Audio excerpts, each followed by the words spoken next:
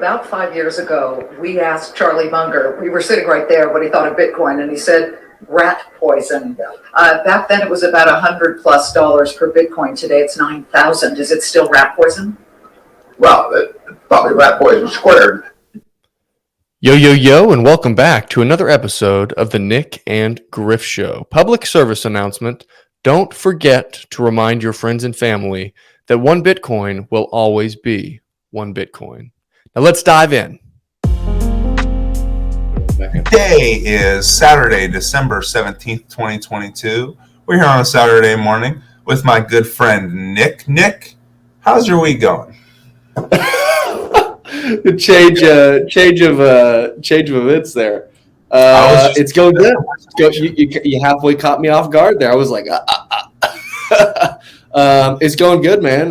Had a good week, a lot of good stuff going, and I've already been to I think maybe 3 or 4 Christmas parties in the past 2 weeks, I would say.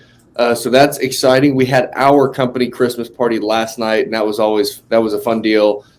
Dude, I'm so thankful for the company that I work for and the people that I get to work with. We just got we had 40 people at our company party last night, which included friends and family and kids and all that stuff, so wives and kids and all that. And so that was fun. And we just got a fun group of people, and it was a ton of fun last night. And so that was good. But Griff, I see that you are wearing a new hoodie. This is proof, Nick. Pump. I listened to Pump, and I had a Pump sweatshirt. Everything was bought into the boy. I will say this: there's a really good chunk of time where Pump was one of the main people that I listened to, and this is a good thing to talk about. Is Pump a scammer, so to speak? I listened to him for a while, and once I started to learn more about Bitcoin, the more I was like, this guy's iffy to me. This guy keeps supporting things that I don't really think are going to work, or it's not like a Bitcoin centric company. So why are you getting involved? And then when he was like, oh, NFTs are for real, I was like, this guy. So I moved off of him kind of at that point. But you know what? There's not really that much Bitcoin gear in the world, so I cop some. I love wearing it. How many people do you think when I went out? I went to a nice restaurant last night, but I wear Bitcoin sweatshirts. I wear sweatshirts. I don't care. That's my swag. It's what I'm comfortable in. It's what I wear most of the time when I go out. How many people do you think were staring at me with the Bitcoin sweatshirt? My big ass walking through there. People probably think that I'm some weirdo or so. I don't even know. I don't even want to think about it, honestly. But there were people looking, old people. They're like, don't you know that has gone from 60,000 to 17,000 and it's so volatile? Do you know how many people say the same thing? Does that happen to you in your life too? People say the same thing, things that they are literally going to tell you on Twitter, this is going to happen, and then it happens. And you're like, are you really talking to me about the volatility of Bitcoin? Have you done any research? Most recently, this was with my mom. She's talking to me about the price of it. She's really trying to understand it. And I'm telling her, just stack some sats. And actually, my almost 60-year-old mother does stack sats. I have a wallet set up to Strike. She offloads. She knows how to take it off exchanges, so to speak. So I'm proud of her for this. But she literally goes, it's so volatile. And I say, listen, no. The dollar is volatile. What is the cumulative inflation since 1971? That's volatile. And it's really hard for people to wrap their minds around that concept, I guess. But I don't know. What do you think is the biggest problem for people to wrap their minds around this thing initially? Because for me, it's not physical. It's not quote real.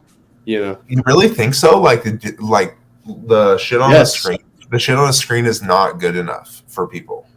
Yeah. It being on your phone is not it. Yeah. Yeah, I think that you got to think the current paradigm that we live in is the dollar network. We live inside of the dollar network. the dollar is a disease and Bitcoin is the cure for the disease. But the disease never wants the cure because the disease doesn't want to die, right? The disease wants to continue spreading and increasing itself, just like any other natural thing, right? It wants to increase. And this Bitcoin cure it's almost like too, I guess kind of drawing a couple of comparisons. It's like the addict that is like a really nice meal and some water and a good night's rest. No, I don't want that. I would rather do whatever my drug of choice is and run my life into the ground for to be overgeneralized. That's like the dollar. The dollar's the addict. Bitcoin is the cure. It is the health. It is the discipline. It is the. It is verifiable too. I think that is just like the tough part for people is like, honestly, for me to keep it on a quote unquote hot wallet or just take a hot wallet and then take it offline and you're the only one with the words. That's enough for me. But being able to like go into the transaction or the meme pool from my wallet and just looking at like, oh, this really complicated block looking thing. Yeah. Looks about right. I'm happy with this. This looks secure to me. I like this. But Bitcoin truly is verifiable if you get a node, if you run it, if you put the Bitcoin core onto your computer and go ahead, look at every transaction. You know who's not real straight up? Did you see that, and since this is a podcast, I'll throw the news on here. Tucker Carlson decided to do a story yesterday basically on how the CIA was directly involved in the JFK assassination. That, in my opinion, goes along with the dollar network versus the Bitcoin network. There are so many things that have happened under a dollar-denominated era since 1913, arguably 109 years ago, the Fed. And look at just like all of these things that they're hiding and what they do when it's dollars. I watched that last night for 9 minutes, and it's like I try to talk to people sometimes, and everybody brushes it off. But I tweeted from my own personal account, and I felt this way.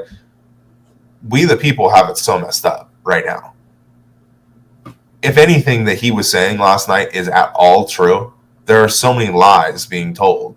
Lies that somebody above you deems your little brain can't handle. Okay, we're talking about you guys getting involved in assassinating a president. We're not talking about faking the moon landing here. We could talk about that, but that's not what we're talking about. We're talking about files that directly showed that CIA members had a direct influence on Lee Harvey Oswald and the dude who shot him, who I always forget his name. But I've been to Dallas, Nick, and yeah, it doesn't make any sense. You can literally go to where JFK got hit, and there's like an X on the ground, and then there's the buildings, and then there's like the theories, and there's people with stands there talking about the theories, and then there's like, the grassy knoll situation, which is like very odd because the railroad is still there, and literally like the same fence is still there, and you're just like, this is just so weird. But yeah, I'm just trying to get back to the point in the hat. Can you trust these guys? Can you trust dollar guys? Like, is that volatile to you? Is the information volatility, does that factor into your day-to-day life? Because for me personally, it does. I mean, how do you walk around and just trust everything's just getting done? I think that for some reason, we think that that's just going to continue into eternity. And the current system we have set up is scheduled to fail, as you and I both know. There is a time clock. Whether you wanted to start this time from 1913, 1931, the 1940s, 1971, we have a clock, so to speak, of dollar world reserve currency, dollar hegemony. It doesn't last forever because people are greedy, and history shows you this. You can read Ray Dalio's book. It's very, very true. So I asked my mom, it's like, literally, this is how I start presenting it to her somewhat, because I bring up something, and she's like, conspiracy theory this, conspiracy theory that, and I'm like, this guy Tucker Carlson got on there last night was like, no, like literally 1984 was the first time that word had ever popped up anywhere, and it was in response to blah, blah, blah. And I'm like, thank you. There's just people out here that are just looking at this going, I don't know about that. That's a little weird, don't you think? And if to the fact that we made them feel ostracized, and the fact that I feel that it's mostly rooted in money, right? To get back to the main point of the podcast, how do I feel like it's rooted in money? Like, how do you feel like the JFK assassination or what's going on is rooted in money? Well, you just have to look at what the dollar does and where it centralizes power. I don't think anybody disagrees that an inflationary currency centralizes power at the top. It it just does. That's what it does. It does create two different classes of people because some people are saving in assets and some people are saving in a deflationary currency. It just isn't the same. That's why sound money can bridge a lot of gaps between people. But to think that there wasn't before the internet, a small group of people that were able to organize or orchestrate some sort of an assassination attempt on the president and get it done pretty cleanly without any of like it falling back on them. Yeah, I think they could have got that done before the internet. Do I think that's a lot harder now? Yes, I do. What do I think about the Bitcoin network? I think it will be hard from the rip, and then I think it will be hard forever. I think that's the thing about Bitcoin. People won't just build new products or there won't just be a new process because it's the next best thing. Bitcoin will only be built on products on Bitcoin will only be built on if it's better. And so I think that automatically just leads up to, well, pretty much everything. I mean, like, why do we have a CIA that's doing God knows what with our money, with our base layer of money? That just is asinine at best as a society that we just let people freely spend trillions of dollars. That is not okay. And it's just crazy to me that you're the crazy person for wanting to talk about any of it. But I guess it's comfortable now since Tucker Carlson did it. But apparently the CIA killed JFK. So here we are. And now we're talking about the Bitcoin network and the fact that it could verifiably improve that just because there's just not as much money in salacious information. There's not as much money in mischief. There's not as much money in bullshit because it's a sound money. And sound money means that it's like, if you read the Bitcoin Center, it's like, my money's harder than yours. That's why I'm not going to spend it. Sorry. And those people always win. Look at history. But the JFK assassination, Nick, does that not throw a wrench in it for everybody else where it's just like, okay, that's volatile too. Plus the inflation thing that's going on. Plus the fact that, did you see what Elon Musk said on Twitter? No. They were commenting on the fact that he's been selling Tesla shares and that he's actually recently destroyed something like $600 billion worth of Tesla's, I don't know, potential market cap, you know what I'm saying? I don't know. One of those numbers. And he tweeted, Tesla's doing great. The Federal Reserve is not my, it's not my job. I have to do what pretty much they dictate that I do. I've sold shares. Sorry, not sorry. And that's what I'm kind of saying. Even corporations are the people that are doing the greatest things in society today. It's not the government that limits you. It never has been. It's the tools that they use to limit people, and that's money. And in my opinion, that is kind of what that shows, is that the government might not be able to pass legislation to get your First Amendment, but they can't pass legislation to destroy your money and give it to their friends. And they've been doing it for pretty much all of human history. So it would be asinine, in my opinion, for us to just sit here and go, oh, it's not happening. They're not doing anything. We just elect these people. It's all good. Nancy Pelosi's not like the aunt to Gavin Newsom. The Cuomos haven't been in power for like God knows how long in New York. There is no problems. It's just weird. And to me, Bitcoin does fix that because money fixes the world. It's just so much harder to do bullshit. Look at Binance right now. Every time they do something right now, there's 100 Twitter accounts going, they're fake, get your stuff off of here, don't keep it on here, to the point where they are about to fail because people are just taking it. Like, they might have been in a better position than FTX, so to speak, but they're done now, Nick. I mean, they're done. There's not going to be any Binance. These guys halted Bitcoin withdrawals yesterday for like 12 hours. So that means they don't have it one-to-one. They don't have your Bitcoin. There's no way they do. They halted Bitcoin withdrawals. Isn't that like kind of this, like we've seen this sign with Celsius too? So I just brought up the JFK assassination, finance falling, the dollar sucking. I don't know which category. Oh, and fix the world. So 4 different things. Which one of those 4 things is where Nick's head is at? Or what have you been looking at in Bitcoin this week? What's your mind? Where have you been going with it? What have you been paying attention to? This one's I think that's an interesting question. Dude, honestly, like I don't really care about Bitcoin that much anymore. I just want to buy it and hold it and store my wealth there. And I like interacting with the community. I like being part of it. But in this specific time right now, especially, and I guess part of this too is because the price is down, right? And, people want to I don't know, it has a different feel. Now, once you dive down the rabbit hole and you understand the fundamentals to some minimum standard, whatever that minimum standard of understanding would be, once you get there, you're like, oh, okay, so I'm just going to buy as much of this as I can responsibly, and I'm going to go about my life. And I think if you're doing it the best way possible, you're going to take the principles that I think that you see in Bitcoin, that I see more prevalent in the Bible, and I'm going to implement those things in my life. I'm going to operate with discipline. I'm going to be consistent. I'm going to have personal responsibility. I'm going to create what I want to create, versus trusting somebody else to do things for me, or not wanting to take personal responsibility, or just letting whatever happens. I don't believe that's how we are built to go about life.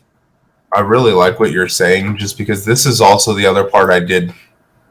I'm kind of in your bucket as well, except for Twitter's been wildly entertaining lately. I mean, Elon's not wrong. It's been entertaining to say the least. But what I like about what you're saying is this is the truth of Bitcoin. You don't have to care.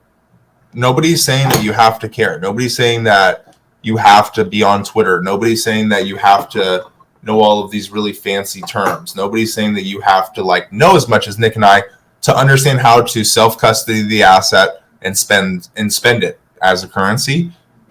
Nobody's telling you what you have to do, how you have to do it, how much you have to care. I will say, as a podcast, we do encourage learning, because at some point you will have to use Bitcoin and it'll be like the internet. You're just using it and okay, that's that. But at a certain point in time, you're going to be behind, is what I'm saying, in that the Bitcoin's being used, it's being spent, yada, yada, and you didn't save a lick in it.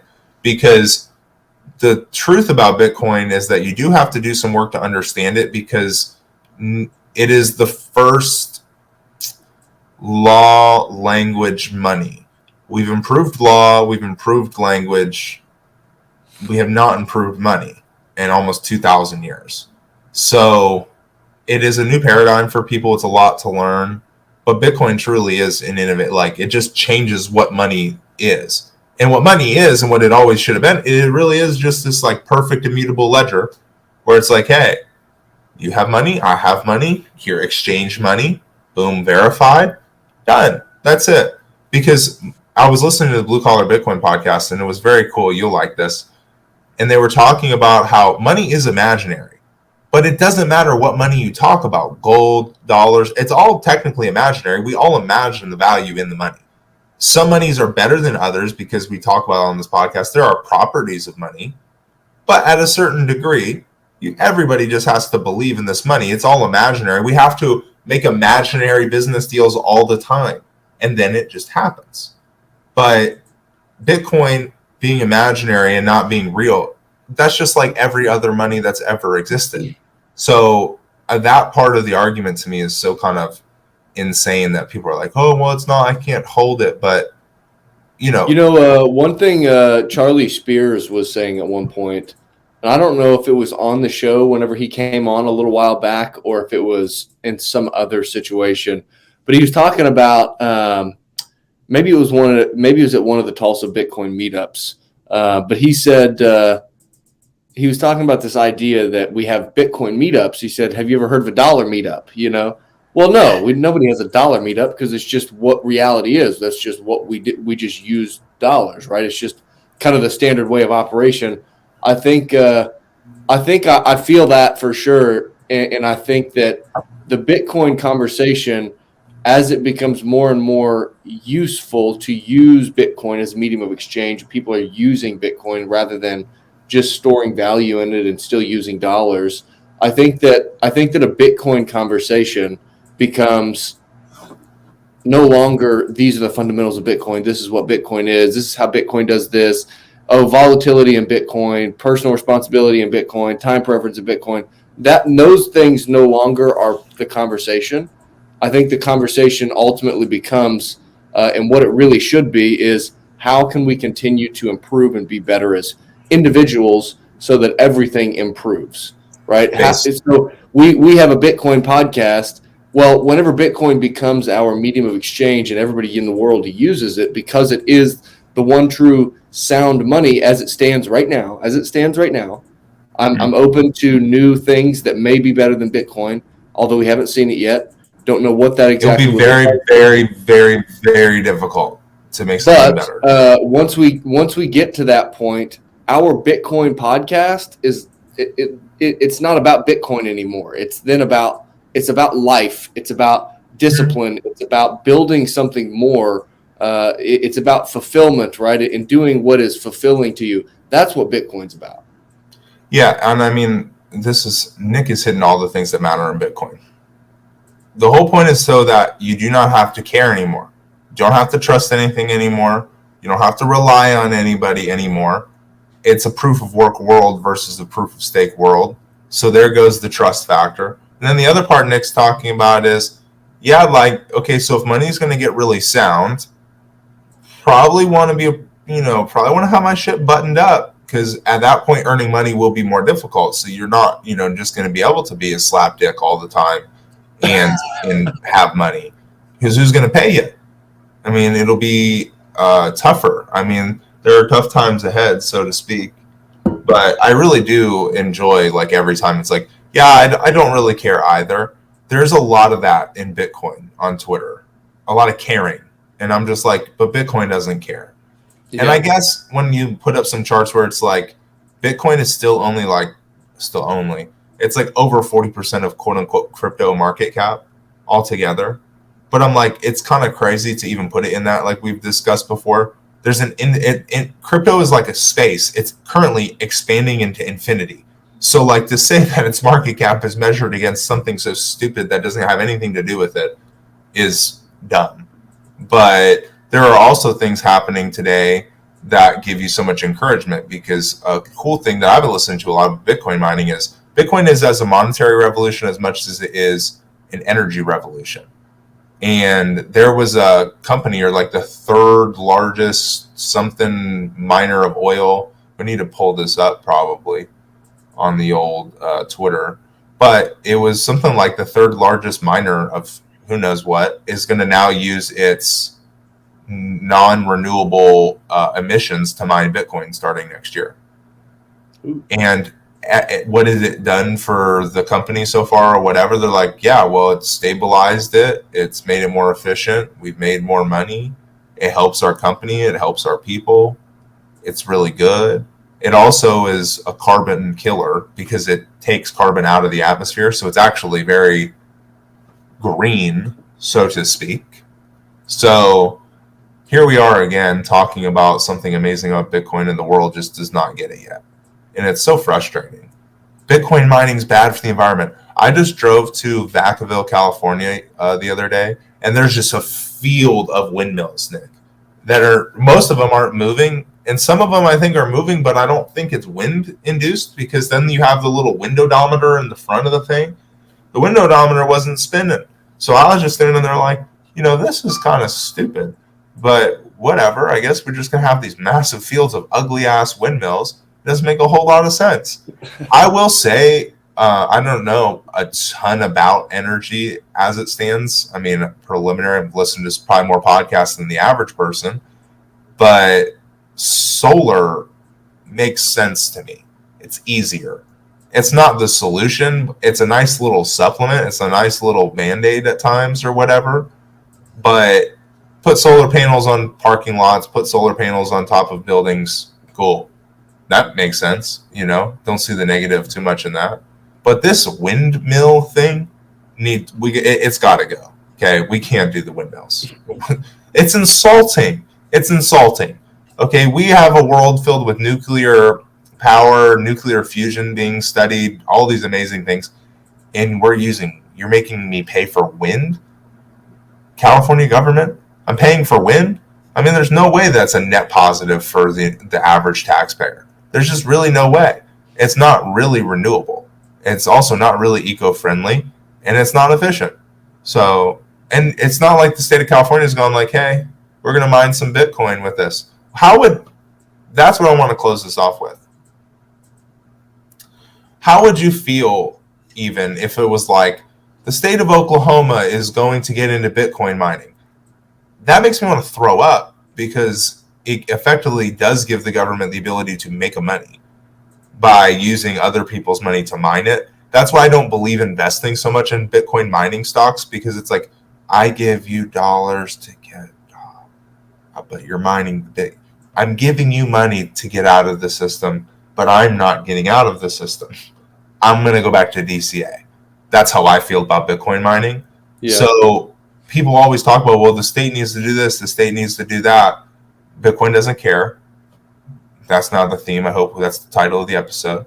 But how would you feel if the state of Oklahoma was like, okay, well, we're going to get in Bitcoin mining too? Huh? That's how I'd be like, huh? But I almost think you could see that, right? Like you could see nation states trying to be like, oh, we'll get in on it too, or we'll subsidize it or whatever, or we'll like subsidize it to only tax it this much, or like God knows what they're going to try to pull at the end of this. Yep. But it'll be something. And I don't know how I would feel about state governments like almost like legalizing it. I'd almost be like, who cares? Well, I just finished. I think it was either in chapter 6 or chapter 7 of Psycho-Cybernetics. It was the chapter on finding your success mechanism, and there's obviously a lot of context and stuff that I'm not going to get into. But one thing that he at one point in the chapter he lists out five ways to start finding and opening up your success mechanism to do its job. And one of those was that you should think about it and worry about it before you make your bet. After you make your bet, you've made your bet. There's no sense in worrying about it now, right? It's like, oh, you made a mistake yesterday. Well, what are you worrying about it for? Don't worry about it. Learn the lesson and move on. Get out of the way, right? Like keep going. Stop acting like a bitch, Like learn the lesson and keep moving. And I think another piece on that, there's all these external factors of life, right? And I think that another thing that I would say Bitcoin is about is let me straighten up my shit, right? Let me make sure that I don't have a piece of wood or a plank in my eye and am looking at others and looking at the speck of dust in somebody else's eye. So let me make sure that I clean up my shit. Let me make sure that I'm operating with discipline. I'm operating consistently. I'm operating with personal responsibility, integrity, all of these things, honesty, all of these things. Let me make sure that I'm operating with those things. Let me make sure that I'm stewarding what I've got right now today. In this context, let me make sure that I'm stewarding my finances and stacking Bitcoin appropriately. But then, it's like on the state side of Bitcoin, right? Oh, if the state's going to use taxpayer dollars to mine Bitcoin, what is my opinion on that? I don't know, dude. Like, do your deal, like I'm just going to stack sats. I'm going to do my thing. I'm going to do the best that I can do. I'm going to be the best that I can be. And, whenever it comes time to vote on, tax policies and different legislation, then, I'm going to cast my vote. I'm going to cast my vote. And then whatever happens. And that is the situation. Now it's my opportunity and obligation to just go out and fucking crush it, doing whatever it is in whatever the environment is. Like that's what Bitcoin is about. Bitcoin is like, hey, here's this base layer that is sound. Now go do your deal on it, right? Obviously, right now we don't have that base layer, right? The base layer is the dollar.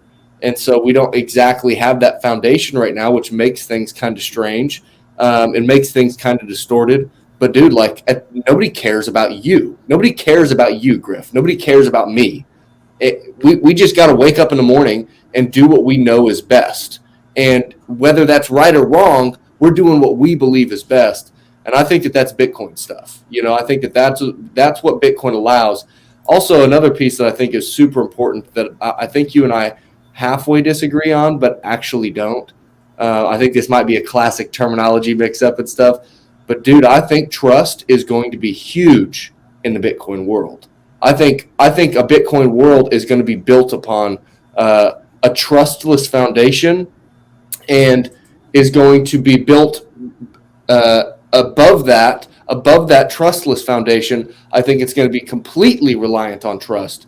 And my thought on this is that, whenever money is not sound and it distorts and creates waves in the world that are not reality, I think that makes it more difficult for people to do honest business by trusting other businesses, right? Because at the end of the day, we are human beings. We are always going to be working together in this world. I don't care about AI. I don't care about automation. That will come and it will disrupt industries and things are going to change. At the end of the day, we're all going to be human beings. We all have to work together.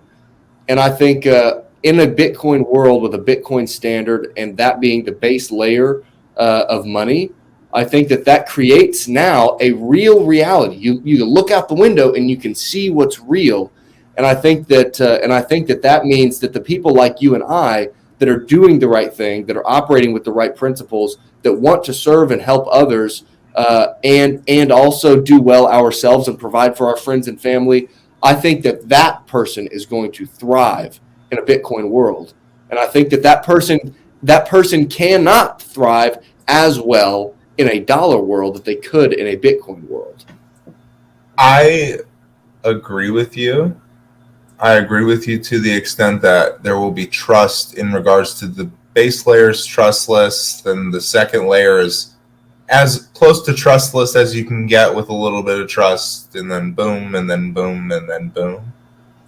There's always going to need to be trust in order to build business.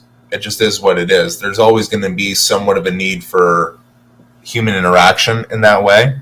So I agree with you. I don't think we disagree. I think what I believe to be trustless about Bitcoin is that there's going to be a block every 10 minutes.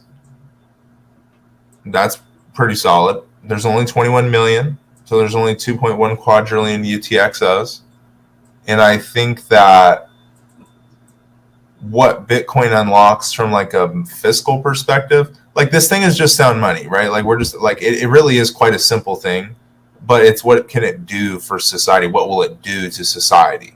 Not what is Bitcoin itself is pretty simple. That's kind of what's so great about it. That's why it's so great. It's not that complicated, guys. You guys all want to talk about how money sucks or this or that. Yeah, this is fixing it. It's just not what you want. It's just not what you like, I guess, expected, or what you like. Money can't just be free.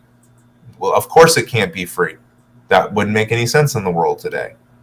But I agree that there's trust. What's trustless to me is there's going to be a block every 10 minutes, and that from the moment Bitcoin was like the inception of it, and from the point that we are at now, to where you can send money to Africa, literally for $0 over Twitter, for the love of God, and you can trust it, so to speak. I think that along with a lot of other things that Bitcoin's going to do in business is like the true. We have now the first real world like economy. Bitcoin makes it so that the world actually can really interoperate, and it doesn't matter who you are, you can participate in it. And so I think it really marks, like, we used to measure things in GDP. We used to measure things in like in inflation. We used to measure the price of things in regards to how much does it cost now. We used to make a money that lost value over time. you don't really have to do that anymore. If you believe in Bitcoin, you can actually start saving in it right now. And what will that do to society? What is economics now? What's economics and sound money? Bitcoin is bigger than the literal term economics. Bitcoin changes everything about that. And it doesn't have to care because it's going to be produced every 10 minutes. There's people mining it. It has a fantastic incentive structure. It is energy. It is electronic peer-to-peer payments. It is something the world does desperately need. And it just that's what I believe is trustless. When I say that, it's you're never going to have to trust that. Why? There's a need for it. There's a need for it. I know there's a need for it. That's why we're buying it. That's why everybody else who's kind of like us is buying the shit out of it. And where's it going to go from here? It ain't going to die. I'll tell you that much. And is there going to maybe be a dystopia in the future? Or maybe is there going to be a Bitcoin country versus a non-Bitcoin country? Or will there be countries that still utilize CBDCs on top of Bitcoin and countries that go, like El Salvador, who goes, we're rich as fuck. We don't have to do that, you poors, because everything has just changed. Who really knows? But Bitcoin, I basically what I'm saying is trustless, is that it has effectively changed how economics should be viewed, because there are too many people. There's not enough talent in the world. You can't employ everybody. So you're going to need a money eventually that does make it so that goods become available to everybody, just because it's the money's so good. We're not really not everybody has to fight each other just to get some more of it. Right now, even though dollars are like crack, they're not it's not like gold backed dollars. They're like crack. Everybody literally just continues to need more and more and more dollars. It's literally they need more drugs. But the moment you give it Bitcoin is, well, will people be more giving? But absolutely. If they can buy a house for 50,000 Satoshis, and they had saved that for 50 years ago, and they can get everybody to do the jobs and everybody's working for less money, it will effectively change the world. But that's a point we have to get to. This was a wonderful podcast, Nick. Yeah, I agree. If you guys like these shorter episodes, I think that we are going to continue doing some shorter episodes. I know we've been ripping off some longer ones, which are really fun conversations. I enjoy them, but they are long-form content. So I think that these shorter ones are a little bit more fun with some of the topics that we can get into, and kind of keep it a little bit more concise, kind of forces us to try to tighten down our ideas and our thoughts and how we convey them. I think they're fun. But hey, if you guys are not watching right now, I'm about to point down their Twitter. If you're not watching, watch on Spotify and on YouTube. We've got video on both of those platforms. And come hit us on Twitter down here. If you guys are watching, you can see it. If not, it is at Nyc and Griff Show. That's NYCANDGRIFFSHOW. Nyc and Griff Show. Griff, do you have any parting thoughts here for the people? No, this is a based podcast. We've been in it now. Everything Nick said, I'm so incredibly proud of, because he is almost bored with Bitcoin, ladies and gentlemen, in the sense that he's buying it. If you guys keep selling him the sats, he's going to stack them. And he's not a billionaire or a millionaire or anything. He's just a financially disciplined human being who believes in a better money. His money is going to be harder than yours. And over history, that means Nick's going to win. So I guess we'll leave the podcast with that, Nick. Don't try and rate. He does have a nice house. Don't break in just because of the Bitcoin. He will endure church torture. You're not going to get the 12 words out of him. It won't matter. You can get Nick. You ain't going to get his words. You're going to have to kill him. So just so you guys know that. Bingo. All right, guys. You have a great week, and we will see you next Saturday. Peace.